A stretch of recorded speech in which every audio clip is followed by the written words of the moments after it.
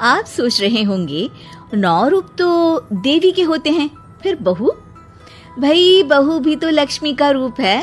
तो जब बहू के पैर पड़ने से घर में समृद्धि आती है तो और क्या क्या होता है, जरा देखिए। रामलाल और श्यामलाल 2 भाई थे।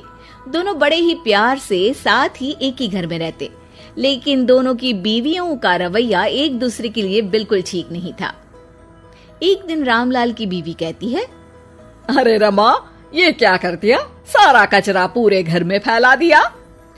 माफ करना दीदी, मैंने रखा तो एक ही जगह था, लेकिन हवा इतनी तेज चली कि उड़ गया। अभी उठा देती हूँ। हाँ हाँ, जल्दी करो। और एक बात, अब भाई साहब से बोल देना कि 2 रसोई कर ले। पता तो है मेरा बेटा सोहन बड़ा हो गया है, अब लड़की वाले भी आने लगे हैं, तो उसकी शादी हो ही जाएगी इस साल। हाँ हाँ दीदी, मेरा बेटा विहान भी तो बड़ा हो गया है और उसकी भी तो शादी होनी है। ठीक कहती हैं आप। अब हम ऊपर वाले तल्ले पर शिफ्ट हो जाएंगे। मैं विहान के पापा से बात कर लेती हूँ। बात नहीं करना, शिफ्ट होना है, क्योंकि मैं अब साथ नहीं रह सकती। हाँ हाँ दीदी, ठीक है ना। फिर क्या, हो जाते हैं एक घर के, एक परिवार के 2 टुकड़े और 2 रसोई, दोनों के बेटों की शादी। और फिर शुरू होती है कहानी। अरे मेरी बहू तो ढेर सारा दहेज लाई है। ये देखो, बड़ा टीवी, एसी, कार और गहने भी। दीदी, ये तो बहुत अच्छा है, लेकिन है कहाँ आपकी बहू? अब वो सो रही है। थोड़ी रिजर्व टाइप की है ना, अपने ही कमरे में रहती है और ज्यादा बात भी नहीं करती। तभी रमा की बहू की आवाज आती है, माँ कहाँ है आप? जल्दी आइए, नाश्ता ठंडा हो रहा है और मुझे भी भूख लग रही है। आ रही हूँ बेटा, रुक। दीदी चलूं क्या? ये लड़की मेरे साथ ही बैठकर खाती है, वैसे भी भूख लगाई है। ये बोलकर वो चली जाती है। तभी श्यामा की बहू बाहर आती है और बाहर की ओर जाने लगती है। अरे बहू, कहीं जा रही हो क्या? क्या है माँ जी, बिना बात के ठोका मत करो। जा रही हूँ मैं। वैसे भी मेरे पापा ने कार घर में रखने को तो नहीं दी है ना। अरे नहीं नहीं बेटा, बिल्कुल बिल्कुल, घूमो घूमो। मैं तो कहती हूँ मुझे भी साथ लेकर जाया करो, साथ ही घुमा करेंगे। अरे नहीं नहीं, मैं आपके साथ बिल्कुल भी कंफर्टेबल नहीं हूँ। वैसे भी मैं शॉपिंग में जा रही हूँ, कहाँ आपको टांगती फिरूंगी। ये बोलकर श्यामा की बहू निकल जाती है। तभी उसके कान में ऊपर वाले तल्ले से हंसने की आवाज आती है। और ये कौन इतनी जोर जोर से हंस रहा है? ऊपर जाती है, जहाँ वो देखती है कि रमा और उसकी बहू साथ बैठकर बातें कर रही होती हैं। फिर तो मम्मी जी इतना मजा आया कि मैं क्या बताऊं।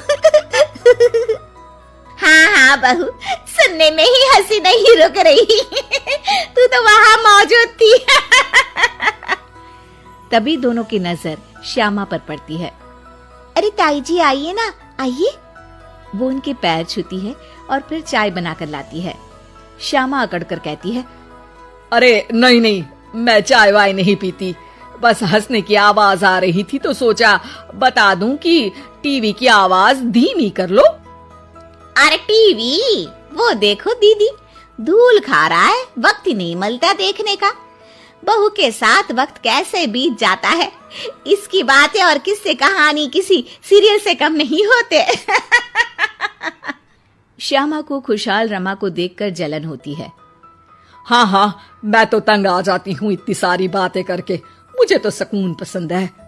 ये कहकर श्यामा चली जाती है। अगले दिन रमा अपनी बहू के साथ घर से जा रही होती है कि तभी दरवाजे में श्यामा उन्हें टोकती है। अरे कहाँ जा रही हो दोनों? अरे देखिए ना दीदी, इसे शॉपिंग करने जाना था।